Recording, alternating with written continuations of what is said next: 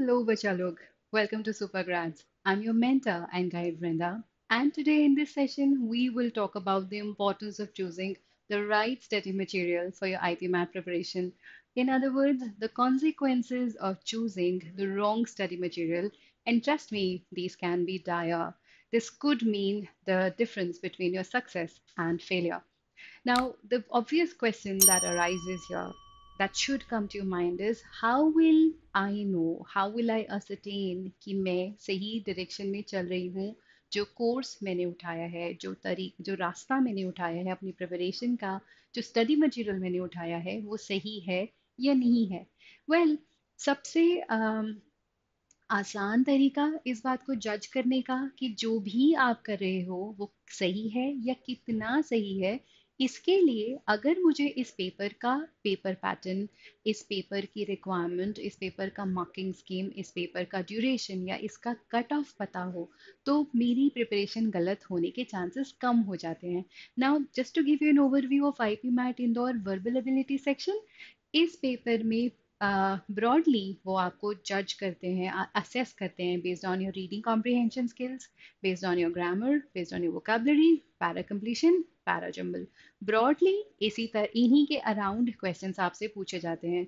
Then ये एक sectional paper है दैट मीन्स आप इसमें सेक्शंस के बीच में बैक एंड फोर्थ जंप नहीं कर सकते so first you have to attempt the QA section and then you come to the verbal ability section हर section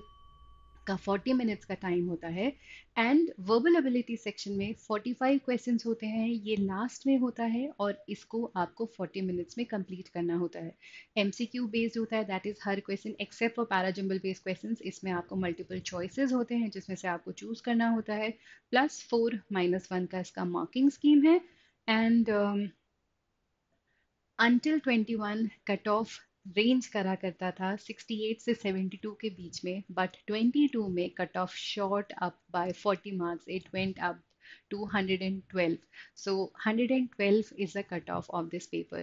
now the other thing that you should know when you're preparing for this paper is that IPMAT loves to surprise the test takers तो paper में surprising elements दिख जा test takers को अब surprise नहीं करना चाहिए because they keep doing this. So, if I talk about the surprises that the test takers faced in the last year's paper, were one, there were 45 questions instead of 40, and they were to be done in 40 minutes. And जो para jumble के questions जो पिछले साल तक जिसमें negative marking नहीं हुआ करती थी इस बार उसमें भी नेगेटिव मार्किंग का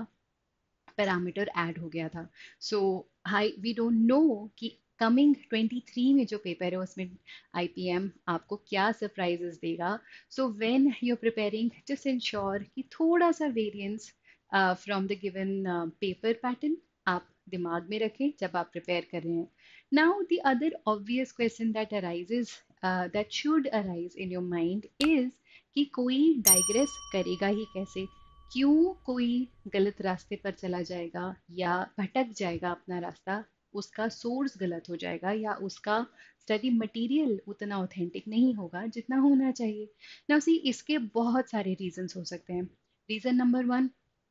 as a test taker, I talk to the people who have already written the paper. I talk to the so called mentors on YouTube. I talk to the people who claim to have knowledge or authority in this subject. अब गलती यहाँ पर क्या होती है हर कोई आपको अपनी एबिलिटी या कैपेबिलिटी के हिसाब से जवाब देगा सो लेट से मैंने लास्ट ईयर पेपर दिया है मुझे लगता है रीडिंग कॉम्प्रिहेंशन सेक्शन टफ था तो my advice would be reading comprehension passages tough होते हैं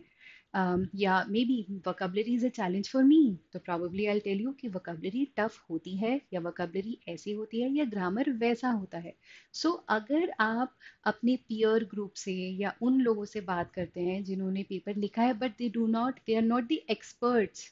हियर तो ये गलत होता है इन लोगों की एडवाइस आपके ऊपर क्या इम्पैक्ट डालेगी ये कहना मुश्किल हो पाएगा सो हमें यहाँ पर बात करनी चाहिए एक्सपर्ट्स से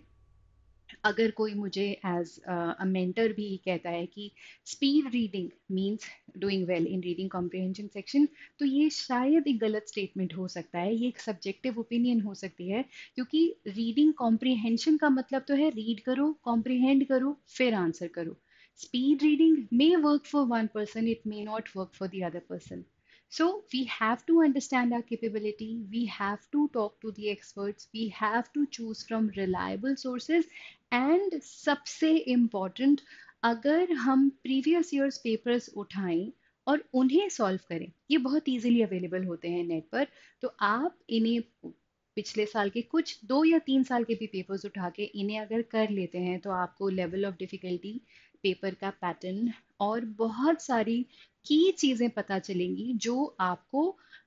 शायद किसी से बात करके ना समझ में आए. So if you are serious about this preparation, you should do this and then consider कि आप सही ट्रैक पर हैं. And then of course you should write mocks again from reliable sources. यहाँ पर भी आपकी प्रिपरेशन ट्रैक पर है या नहीं है, आप गेज कर पाएंगे, आप जज कर पाएंगे. एंड अगर हम ये नहीं करते हैं तो consequences as already stated can be dire. So as the saying goes, garbage in, garbage out. This simply means poor quality input can only produce low quality output. So choosing substandard content could have an impact on your result. You may not get the desired results. So आपकी आप जान भी लगाएंगे लेकिन आपका source सही नहीं होगा, आपका स्टडी मटेरियल सही नहीं होगा, तो उसका रिजल्ट अच्छा कैसे हो सकता है. So just understand, you cannot underestimate the importance of choosing the right study material because it will have a direct impact on your selection. So I hope that you were able to gain something from this session. If there is something more specifically that you would want from us, do mention that in the comment section below. Stay connected for more. Don't forget to like and subscribe.